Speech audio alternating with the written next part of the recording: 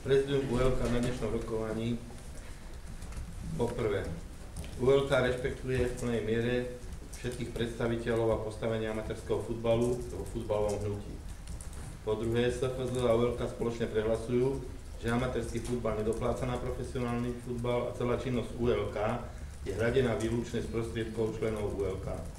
Po tretie, ULK konštatuje a SFZ potvrdzuje, že ULK prispela k dôstojnému priebehu konferencie v Banskej Bystrici k prijatiu stanov a voľbe viceprezidenta SFZ. Prezidium